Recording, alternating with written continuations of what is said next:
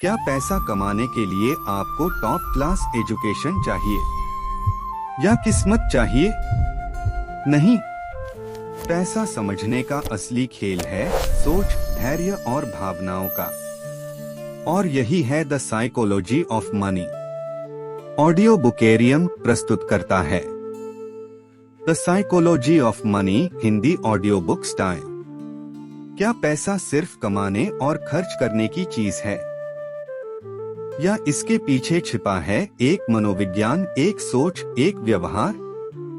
इस सीरीज में आप जानेंगे कि कैसे हमारी भावनाएं, अनुभव और आदतें तय करती हैं हमारा वित्तीय भविष्य।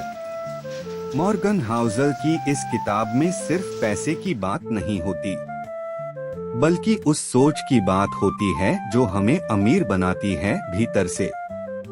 हर भाग में मिलेगा आपको एक नई सोच, एक प्रेरणादायक उदाहरण और कुछ ऐसा जो आपकी जिंदगी बदल सकता है। तो शुरू करते हैं ये यात्रा पैसे को एक नई नजर से समझने की। कहानी की शुरुआत एक साधारण आदमी से होती है। नाम था रोनाल्ड रीड। एक पेट्रोल पंप पर काम करता था। बाल कटवाने का काम भी किया। साधारण जीवन। लेकिन जब उनकी मृत्यु हुई तो दुनिया चौंक गई। क्यों? क्योंकि उनके बैंक खाते में थे $8 मिलियन। हाँ, 8 मिलियन।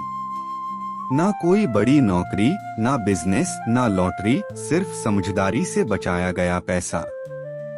समझदारी जो किसी MBA की किताब में नहीं मिलती। अब यहाँ रुकिए। अब मिलिए रिचर्ड से, एक बहुत बड़ा इन्वेस्टमेंट बैंकर।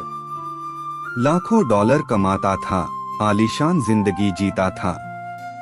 लेकिन कुछ ही सालों में सब खत्म हो गया, दिवालिया हो गया। क्या था फर्क? ज्ञान? नहीं, समझ शायद। लेकिन असली फर्क था उनका पैसा देखने का नजरिया। यह किताब द साइकोलॉजी ऑफ मनी हमें यही सिखाती है। पैसा कमाने की कला से ज्यादा जरूरी है पैसा समझने की मानसिकता। पैसा एक इमोशन है, एक साइकोलॉजी है। अब सोचिए, अगर एक आम इंसान करोड़ों जोड़ सकता है और एक करोड़पति सब खो सकता है, तो क्या वाकई पैसा सिर्फ कमाने का खेल है, या ये सब कुछ हमारे सोचने के तरीके पर निर्भर करता है? कभी आपने सोचा है, किसी की सक्सेस देखकर हम कहते हैं वो तो बहुत टैलेंटेड है, या उसने कड़ी मेहनत की होगी। लेकिन बहुत कम लोग ये मानते हैं कि कहीं उसमें किस्मत का भी हाथ था।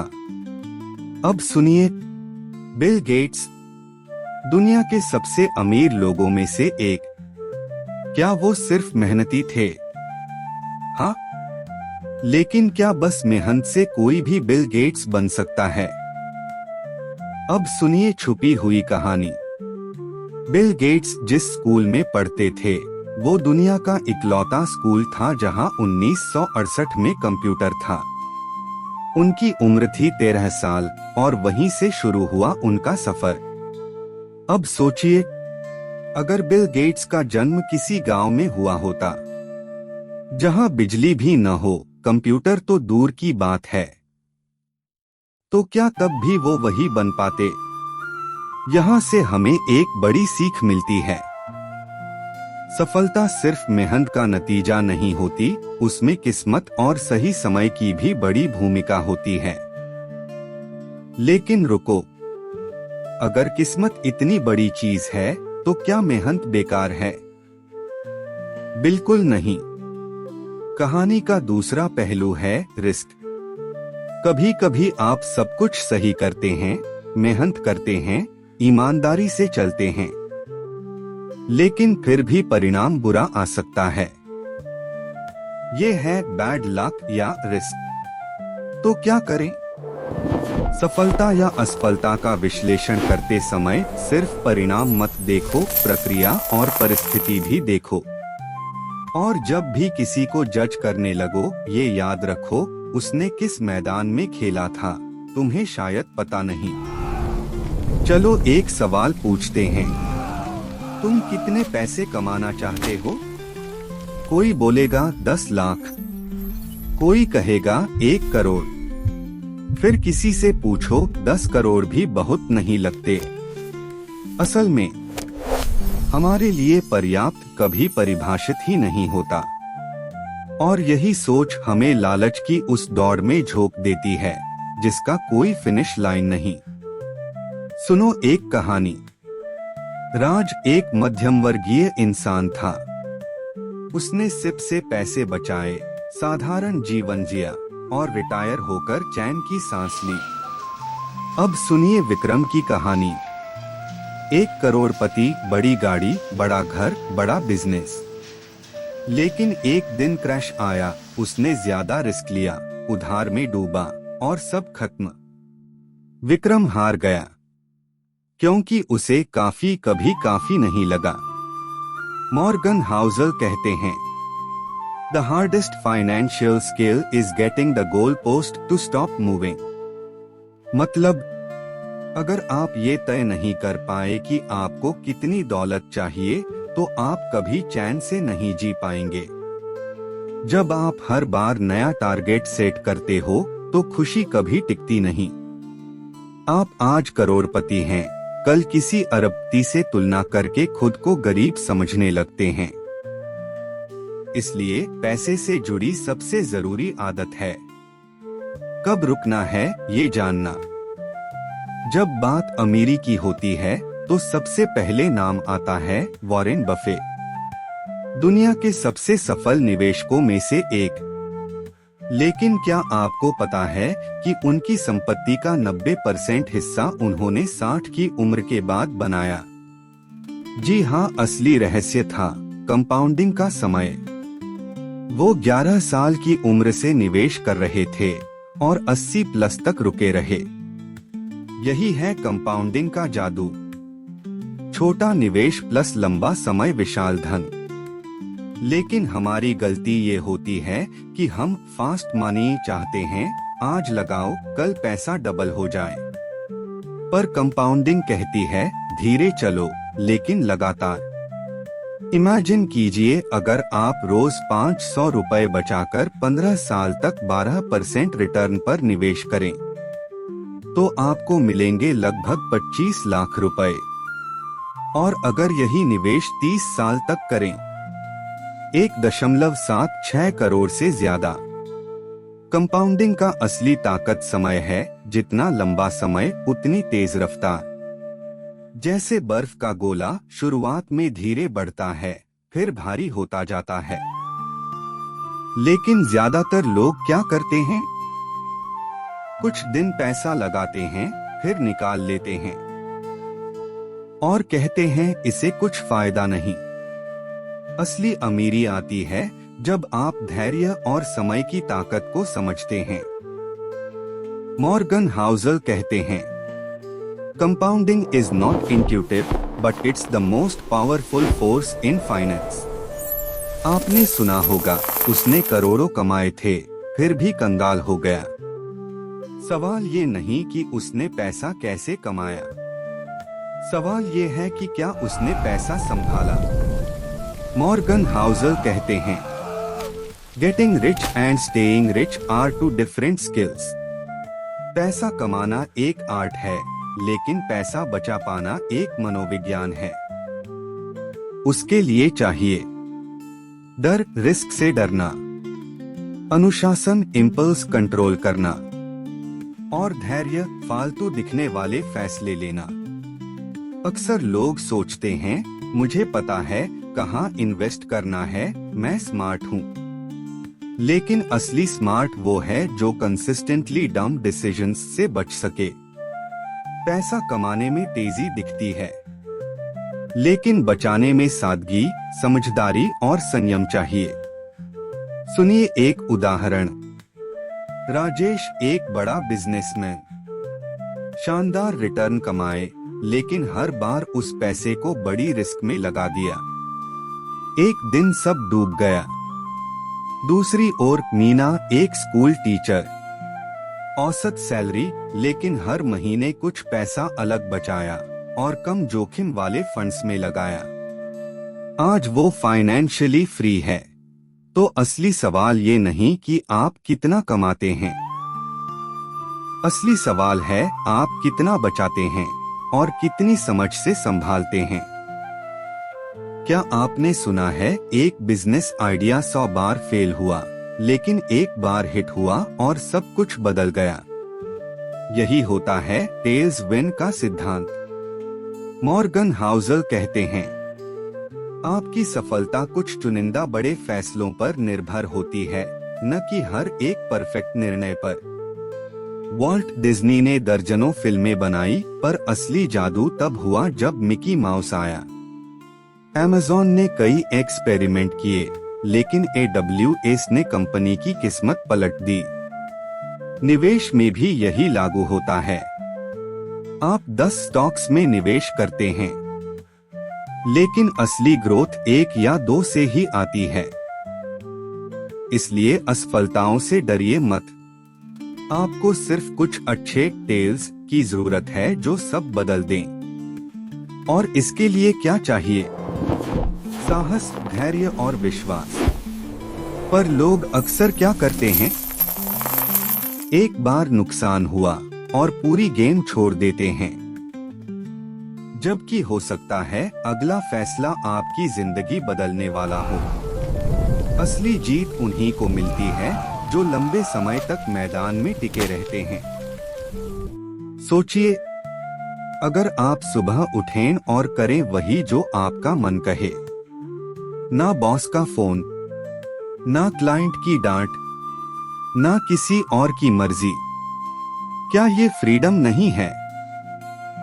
मॉर्गन हाउसल कहते हैं, पैसे की सबसे बड़ी ताकत है आपके समय पर आपका कंट्रोल। असली अमीरी का मतलब है आप कब, क्या और किसके साथ काम करेंगे, ये आप तय करें। बहुत से लोग महंगी कार, बड़ा बंगला और लग्जरी लाइफ को अमीरी मानते हैं, लेकिन अगर वो हर दिन उस नौकरी में फंसे हैं जिसे वो पसंद नहीं करते, तो क्या वो सच में अमीर हैं? अब सुनिए रमेश की कहानी। बड़ी कंपनी में ऊंचा पद, लाखों की सैलरी, लेकिन हर सोमवार को घबराहट, हर दिन तनाव। वहीं उसकी दोस्त नेहा एक फ्रीलांसर, कम कमाती है लेकिन अपने समय की मालिक है। अब सवाल, कौन अमीर है? पैसा आपको चीजें दिला सकता है, लेकिन आजादी ही है असली रिचनेस। जब आप अपनी जिंदगी का डायरेक्शन खुद तय करते हैं। याद रखो, हर बार जब आप कोई निवेश करते हैं, पैसा बचाते हैं, आप सिर्फ बैंक बैलेंस नहीं बढ़ा रहे, आप अपने भविष्य की फ्रीडम खरीद रहे हैं। आपके पैसे से जुड़े फैसलों के पीछे क्या होता है? ज्ञान, तर्क, किताबों की बातें नहीं भाई। ज्यादातर फैसले हम लेते हैं अपने अनुभवों की नींव पर। अगर आपके माता पिता ने गरीबी देखी है, तो उन्होंने आपको सिखाया होगा, बिजली की बचत करो, पैसे फालतू मत उड़ाओ, सेफ रहो। वहीं किसी और का बचपन समृद्धि में बीता हो, तो उसके लिए रिस्क लेना, खर्च करना और निवेश करना आसान लगेगा। मॉर्गन हाउसल कहते हैं, हम पैसे के बारे में जो सोचते हैं वो आंकड़ों से नहीं, हमारी यादों और कहानियों से बनती है। यही कारण है कि एक इंसान शेयर मार्केट को जुए की तरह देखता है और दूसरा उसे अमीरी की सीढ़ी मानता है। दोनों गलत नहीं हैं, बस उनके जीवन के संदर्भ अलग हैं। अब सोचिए, अगर 2 लोग एक ही सलाह पढ़े, तो एक उसे अपनाता है और दूसरा नजरअंदाज कर देता है। क्यों? क्योंकि उनका भरोसा, डर और उम्मीदें उनके पुराने अनुभवों से बन चुकी होती हैं। आपके फाइनेंशियल डिसीजन लॉजिक से नहीं, आपकी कहानी से चलते हैं। इसलिए अगली बार जब आप कोई पैसा से जुड़ा फैसला लें, खुद से पूछिए, क्या मैं सच में सोचकर कर रहा हूं या सिर्फ अपने अतीत की छाया में? जब भी पैसों की बात आती है, सब पूछते हैं, कहाँ इन्वेस्ट करूं, कौन सा स्टॉक अच्छा है, बिटकॉइन ले या गोल्ड? लेकिन कोई ये नहीं पूछता, मैं कितना सेव कर रहा हूं। मॉर्गन हाउसल कहते हैं, पैसा बचाना सबसे कम ग्लैमरस लेकिन सबसे जरूरी आदत है। सेविंग वो ताकत है जो आपको आजादी देती है, मौके पर रिस्क लेने का हौसला देती है और बुरे वक्त में आपका सबसे बड़ा सहारा बनती है। लोग अक्सर सोचते हैं, मैं जब ज्यादा कमाऊंगा तब सेव करूंगा, लेकिन सच ये है कि सेविंग आपकी इनकम का हिस्सा नहीं है, आपकी आदत का हिस्सा है।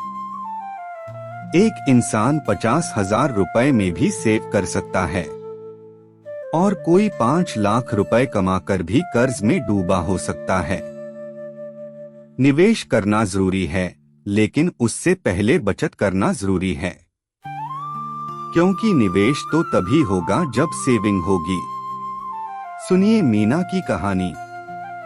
एक नॉर्मल जॉब, लेकिन हर महीने थोड़ी थोड़ी सेविंग। 20 साल में वो बन गई पूरी तरह फाइनेंशियली फ्री, ना किसी पर निर्भर, ना किसी से डरी। याद रखिए, आप जितना सेव करते हैं वही आपकी असली कमाई है, बाकी सब तो गुजरता हुआ पैसा है।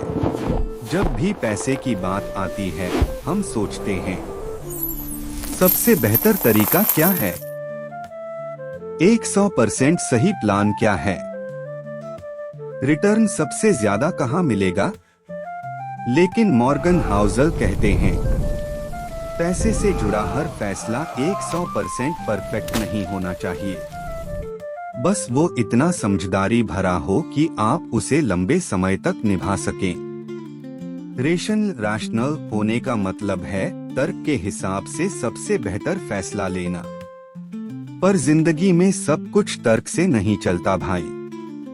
हम इंसान हैं, हमारे इमोशन, डर, उम्मीदें और इच्छाएं होती हैं। इसलिए जरूरी है आप ऐसा फाइनेंशियल सिस्टम चुनें जो थोड़ा तर्कसंगत हो, लेकिन पूरी तरह व्यावहारिक हो। उदाहरण के तौर पर, अगर सिर्फ आपके लिए आसान है तो वही करो, अगर एफडी से नींद आती है तो वही सही है। परफेक्ट प्लान तब तक बेकार है जब तक आप उसे लगातार फॉलो ना कर सको। याद रखो, कंसिस्टेंट समझदारी लंबे समय में ज्यादा रिजल्ट। जैसे डाइट में, साल में एक दिन परफेक्ट खाना खाने से कुछ नहीं होगा, लेकिन अगर रोज थोड़ी हेल्दी आदत रखो तो असर दिखेगा। पैसे के साथ भी यही है। सोचिए, आप सोशल मीडिया पर किसी की पोस्ट देखते हैं, 30 की उम्र में 3 फ्लैट, 25 में करोड़पति बन गया, स्टॉक से 10x रिटर्न, और फिर आप खुद से सवाल करते हैं, मैं पीछे क्यों हूं? लेकिन रुकिए, क्या आपने ये देखा कि उनकी शुरुआत कहां से हुई थी? क्या उनके रिस्क लेने की क्षमता आपकी जैसी है? मॉर्गन हाउसल कहते हैं, हम लोग दूसरे की हाइलाइट देखकर अपनी जिंदगी की तुलना करते हैं, जो कि एक फालतू खेल है। किसी की सक्सेस स्टोरी देखकर मोटिवेटेड होना अच्छी बात है, पर उसी रास्ते पर चलने की जिद खतरनाक हो सकती है। हर इंसान का गेम प्लान अलग होता है। उसकी एज, उसकी इनकम, उसके गोल्स और सबसे जरूरी उसका बैकग्राउंड। जो आपके लिए रिस्क है वो किसी और के लिए आराम हो सकता है।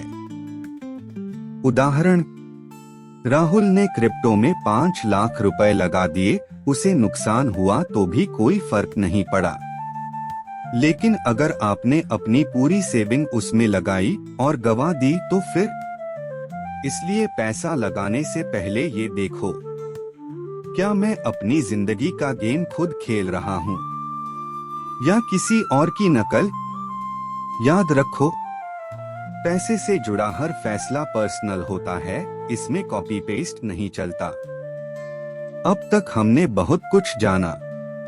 पैसा कैसे सोच से जुड़ा है, कैसे किस्मत और रिस्क साथ चलते हैं, क्यों लालच हार की जड़ है और कैसे छोटी छोटी बचत जिंदगी बदल सकती है।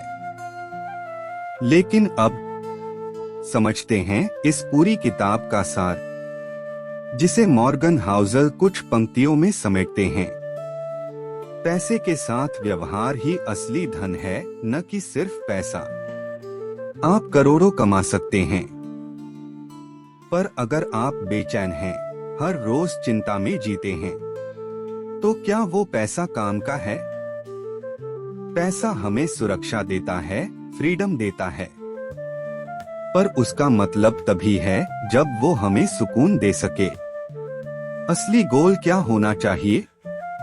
लाखों का बैंक बैलेंस, करोड़ों की प्रॉपर्टी, या फिर एक ऐसी जिंदगी जहां आप किसी के डर से नहीं, अपनी मर्जी से उठते हों, जहां पैसे की वजह से रिश्ते न टूटें और जहां पैसा आपकी जिंदगी को कंट्रोल न करे बल्कि आप उसे कंट्रोल करें। इस किताब की सबसे बड़ी सीख है, पैसा कमा पर दिमाग से, खर्च करो पर सोचकर, और जियो पूरी आजादी से। धन्यवाद। आपने द साइकोलॉजी ऑफ मनी की इस विशेष हिंदी ऑडियो बुक यात्रा को पूरा किया। अगर आपको यह सीरीज पसंद आई हो तो चैनल ऑडियो बुकेरियम को सब्सक्राइब जरूर करें, क्योंकि यहाँ हर किताब सिर्फ सुनाई नहीं देती, महसूस की जाती है। याद रखिए, पैसे का खेल बुद्धिमत्ता से नहीं, समझदारी से जीता जाता है। फिर मिलेंगे एक नई किताब, एक नई सोच और एक नई यात्रा के साथ। आपका धन्यवाद। आपके पास 1 लाख रुपए है। आपने नई घड़ी खरीदी, कपड़े बदले, आईफोन लिया। अब सब बोलेंगे क्या अमीर आदमी है। लेकिन असली सवाल है, आपके पास बचा कितना? ऑथर मॉर्गन हाउसल एक सिंपल और डेंजरस ट्रूथ बताते हैं, पैसे को खर्च कर देना बहुत आसान है, लेकिन पैसे को रोक पाना, यही असली अमीरी है। सोचिए, किसी ने 10 लाख रुपए कमाए और 9 लाख रुपए उड़ा दिए। दूसरे ने 5 लाख रुपए कमाए और 4 लाख रुपए बचा लिए। तो ज्यादा अमीर कौन? हम अक्सर जिस चीज को रिच लाइफस्टाइल मानते हैं, वो असल में पुअर फाइनेंशियल कंट्रोल होता है। ज्यादातर लोग दिखावे में पैसे खर्च करते हैं, क्योंकि उन्हें अटेंशन चाहिए, वैलिडेशन चाहिए, पर इस प्रोसेस में वो अपनी फाइनेंशियल फ्रीडम खो बैठते हैं। ऑथर कहते हैं, wealth is what you don't see. जो कार आपने खरीदी वो आपकी वेल्थ नहीं है। जो कार आपने नहीं खरीदी और फिर भी आप खुश हैं, वो आपकी असली वेल्थ है।